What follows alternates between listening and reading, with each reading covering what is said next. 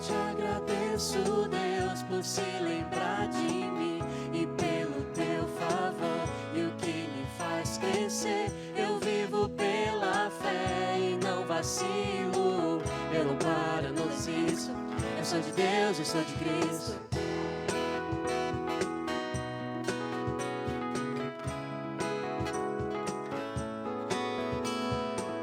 Eu te agradeço, Deus, por se lembrar de mim e pelo teu favor e o que me faz crescer. Eu vivo pela fé e não vacilo. Eu não paro, eu não desisto. Eu sou de Deus, eu sou de Cristo. Você mudou a minha história e fez o que ninguém podia imaginar. Você acreditou e isso é tudo. Só vivo pra você. Não sou do mundo, não. A honra, a glória, a força, todo louvor a Deus e o levantar das minhas mãos é pra dizer que te pertenço, Deus.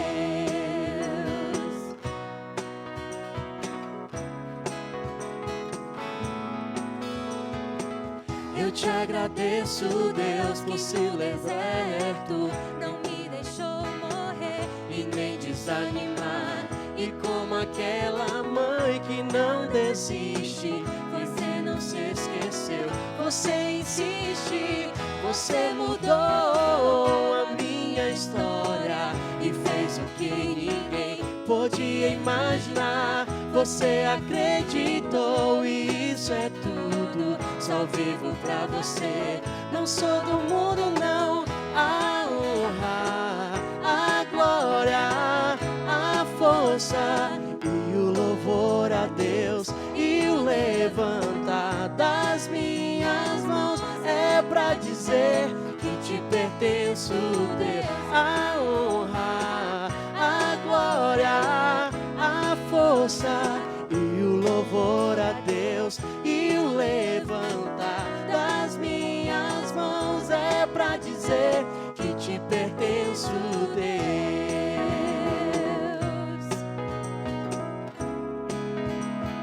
Que te pertenço, Deus.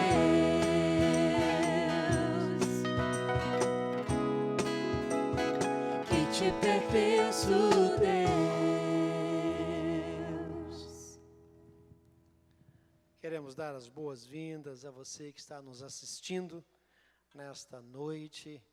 É muito bom podermos partilhar, mesmo dessa maneira, mesmo via internet, né? Você na sua casa, ou vendo pela televisão, ou pelo computador, ou pelo celular, ou de outra forma, mas nós agradecemos a Deus a oportunidade dessa partilha. E eu queria começar esse momento de culto lendo um salmo, Salmo 31. Eu gostaria de ler os versículos de 1 até o versículo 3, que diz assim: Em ti, Senhor, me refugio, não seja eu jamais envergonhado. Livra-me por tua justiça, inclina-me os ouvidos, livra-me depressa, sê meu castelo forte, cidadela fortíssima que me salve. Porque tu és a minha rocha e a minha fortaleza, por causa do teu nome, tu me conduzirás e me guiarás. Esse é o clamor do salmista, é um salmo de louvor, um cântico atribuído a Davi, onde ele pede para o Senhor o ouvir, o livrar e o conduzir. Né? E esse é o nosso momento também de rogar ao Senhor que Ele nos ouça, que Ele nos livre e que Ele nos conduza. E é nesse sentimento de confiança e de certeza que nós queremos nos colocar diante do Senhor em louvor e adoração e aprendizagem. Vamos orar? Pai querido, nós queremos nesse momento pedir, Senhor, que Tu nos ajudes a compreender aquilo que Tu tens para nós. Em momentos tão difíceis, Senhor, nós precisamos da Tua graça, da Tua misericórdia, do Teu consolo e do Teu conforto. E por isso nós te rogamos, Senhor, que Tu nos ajudes a entender que Tu és o Deus que ouve, Tu és o Deus que livra e Tu és o Deus que nos conduz.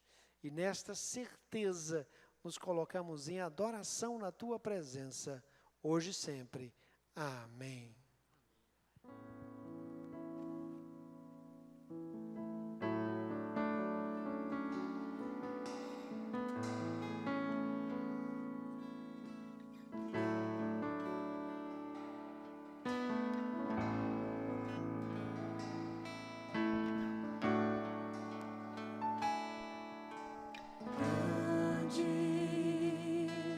É o Senhor e muito digno de louvor. Na cidade do nosso Deus é o santo monte. A alegria de toda a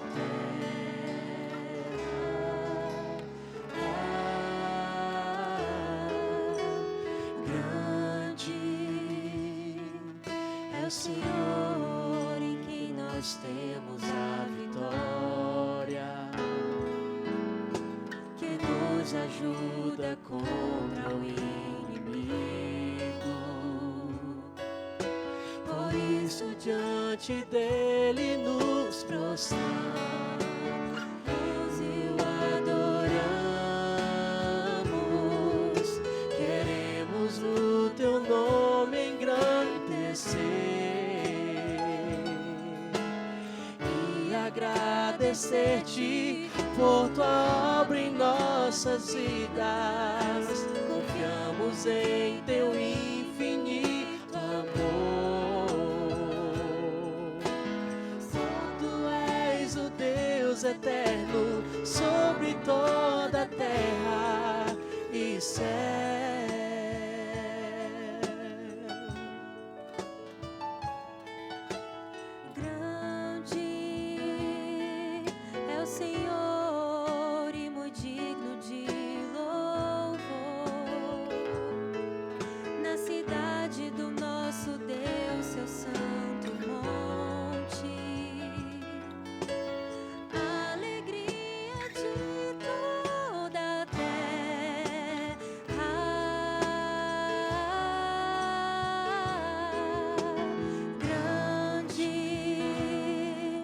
É o Senhor em quem nós temos a vitória, que nos ajuda contra o inimigo. Por isso diante dele nos prostramos e o adoramos. Queremos o teu nome engrandecer e agradecer-te por tua obra em nossas vidas. Confiamos em teu infinito amor. Só tu és o Deus eterno sobre toda a terra e céu.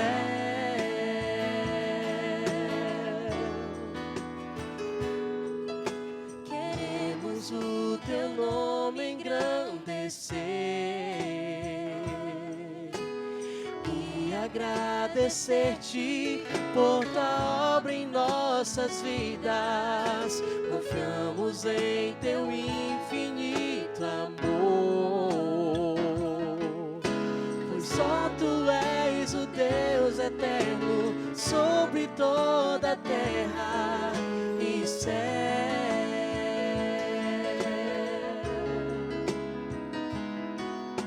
Só tu és o Deus eterno sobre toda a terra e céu.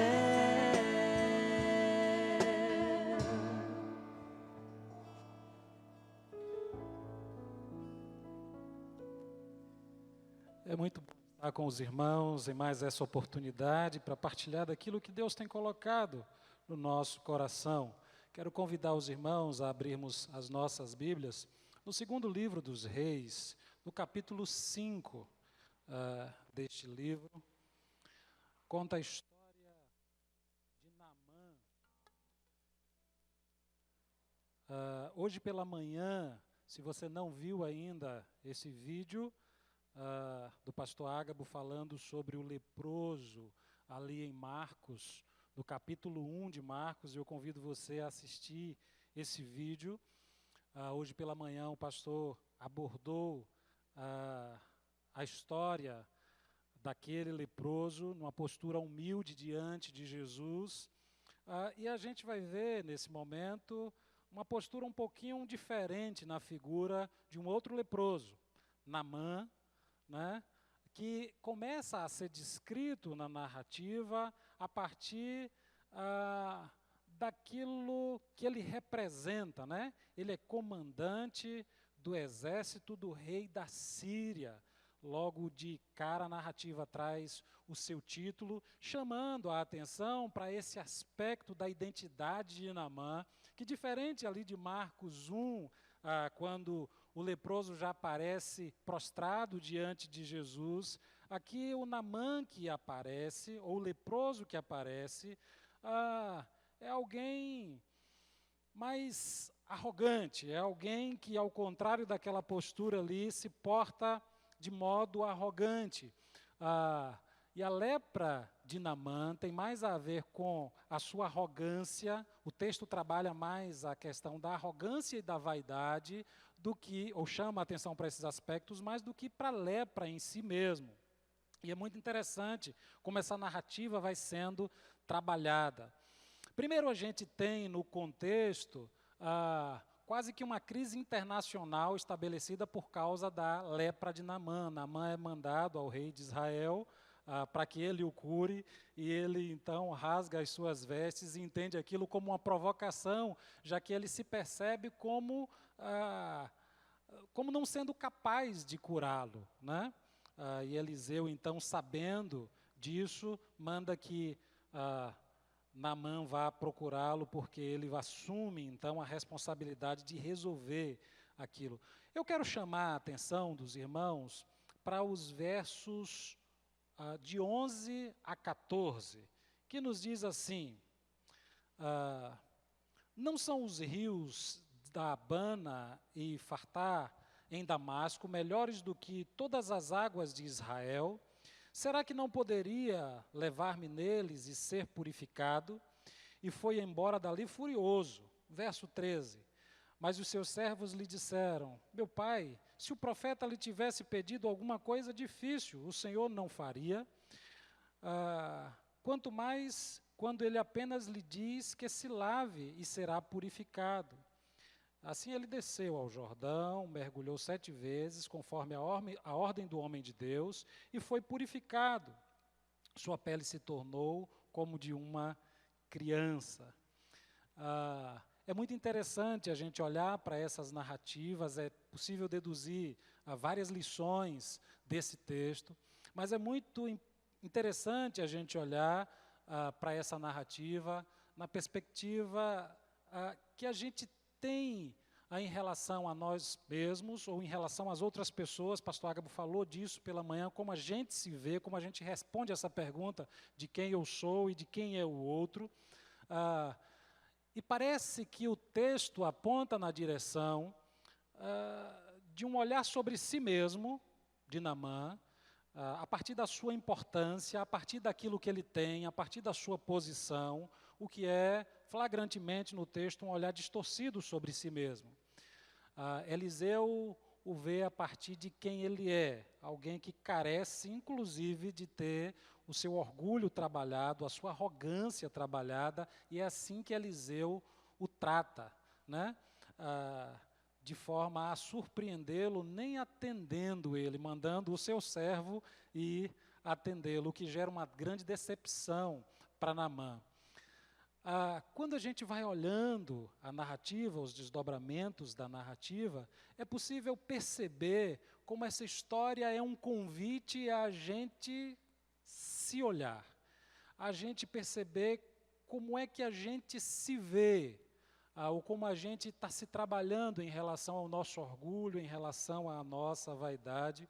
Eu queria chamar a atenção para como isso se torna um problema para o ser humano, em todas as dimensões da sua existência. Temos acompanhado como orgulho, arrogância, na agenda política, na agenda da saúde do nosso país, como isso tem nos feito mal, como isso traz morte, como isso dificulta as relações.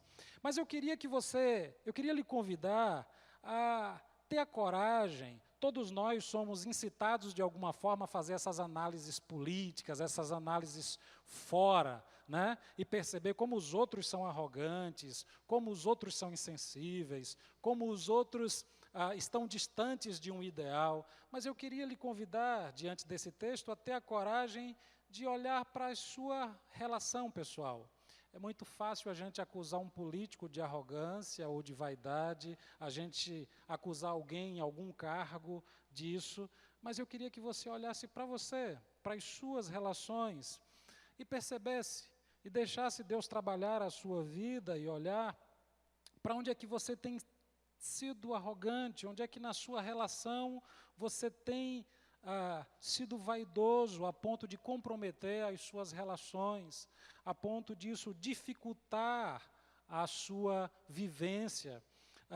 O texto é quase um desdém aqui dos servos, dizendo a ele: você não faria uma coisa difícil se lhe fosse mandado? Por que não faz o que é fácil, né?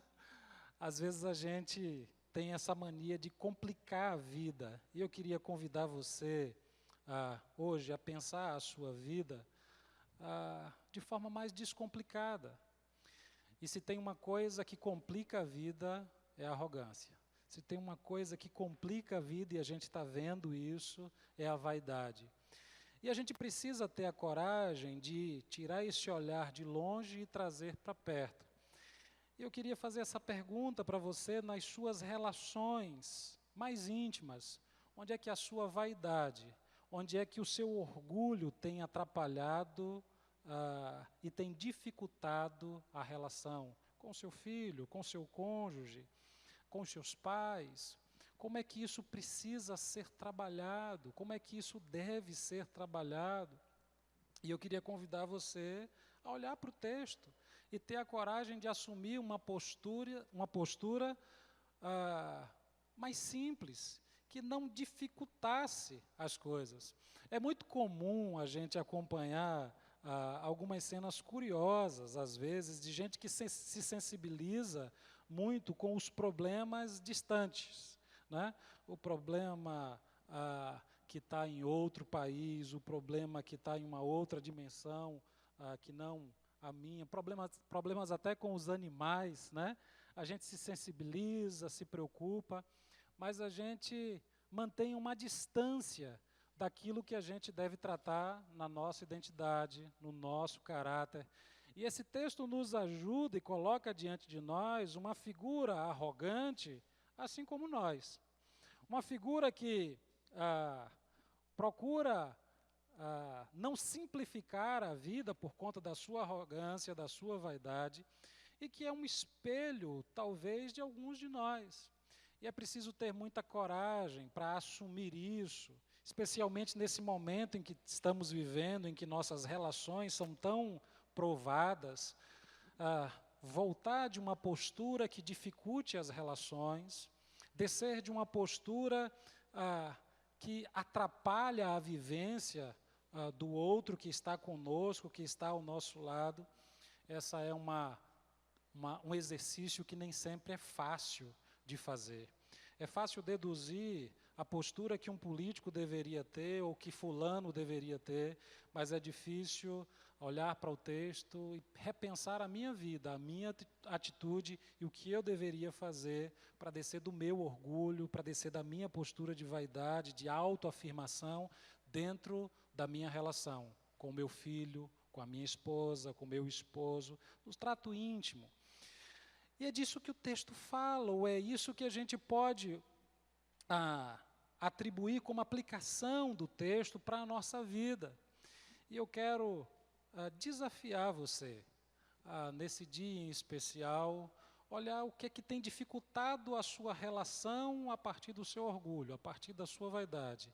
o que precisa ser mudado, o que pode ser transformado, para que você possa experimentar de forma mais fácil, né, a cura, para que você possa experimentar de forma mais leve, mais graciosa a transformação das suas relações, a purificação, né, daquilo que você tem vivenciado nas suas relações.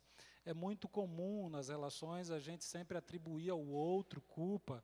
Eu quero convidar você a, diferente de Naamã, deixando a arrogância, o título, a posição de lado, aí sim tomar conselho como ele toma com os seus servos, e fazer o que pode ser feito, e fazer o que deve ser feito. A gente tem o costume, por causa do nosso orgulho, de ser teimoso, de ser rancoroso, de dificultar as coisas, ou ser rancorosa, dificultar as coisas. Eu quero convidar você a, nesse momento em que a vida se torna tão difícil, né, a gente simplificar a vida, a gente tentar simplificar as relações e a gente ser aquele que facilita ou aquela que facilita para que as coisas possam acontecer de forma mais tranquila. O meu desejo e a minha oração é que você possa experimentar nas suas relações e na sua própria identidade essa purificação que Deus traz para a nossa vida quando a gente faz o que precisa ser feito, de forma simples.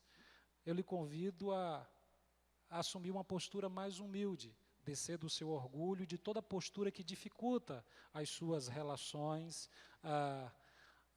e poder se permitir essa transformação ou esse início de transformação para que você possa viver esse tempo com mais simplicidade, com mais graça e sendo também graça para a vida de outras pessoas. Que o Senhor, pois, abençoe a você, a sua família e abençoe as suas relações, né, que você possa vivenciar isso com graça do nosso Senhor. Vamos orar? Pai bendito, nós queremos te agradecer, Senhor, pela tua palavra. Queremos te agradecer pela oportunidade que temos, Senhor, de diante da tua palavra, Senhor, podermos extrair verdades para a nossa vida, desafios para a nossa existência. Senhor, como esse tem sido um tempo difícil para tantas pessoas, perceberem que suas relações, perceberem que elas se tornaram conflituosas, perceber que o seu espaço de vivência é muitas vezes um espaço também difícil, ó Deus, para viver, para se mover. E nós queremos, Pai, diante de Ti, ó Deus, e da Tua palavra, reconhecer que às vezes somos nós, as pessoas difíceis da relação. A gente tenta jogar isso para o outro muitas vezes, e nós queremos assumir aquilo que é dificuldade nossa, na nossa arrogância, na nossa vaidade, na nossa autoafirmação, e que dificulta as nossas relações com quem vive ao nosso lado. Pai, nós queremos Te pedir a Tua ajuda, porque a gente vive assim há tanto tempo, que a gente nem pensa sobre isso. A gente acostumou a ser desse jeito difícil, e a gente não quer ceder, Senhor, ó Deus, aquilo que é convite Teu, aquilo que é direcionamento Teu, para simplificar a nossa vida. Por isso, nos ajuda a ouvir a Tua voz e deixar, Senhor, que a Tua palavra transforme o nosso ser. Nós Te rogamos isso, Senhor, por Tua misericórdia, em nome de Jesus. Amém.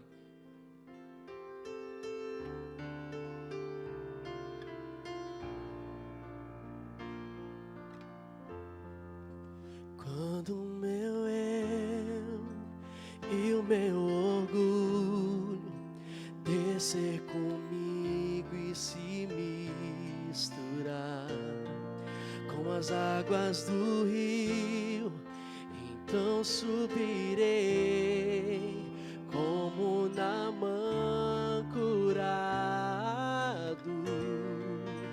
Eu abro mão de tudo que sou, só para servir-te, ó meu Senhor. Eu abro mão só pra te adorar. Senhor, Senhor, quebra o meu orgulho, eu quero descer e mergulhar nas águas do teu amor. Me purifica, eu quero ser limpo como Naamã no teu poder.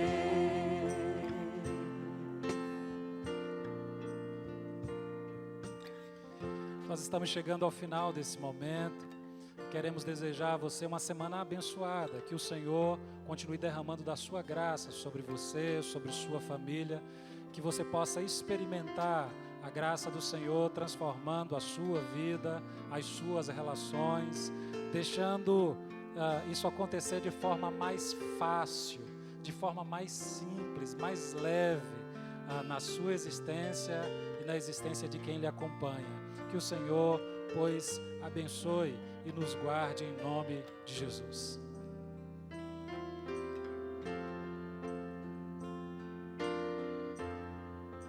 Quando o meu eu e o meu orgulho descer comigo e se misturar como as águas do rio, então subirei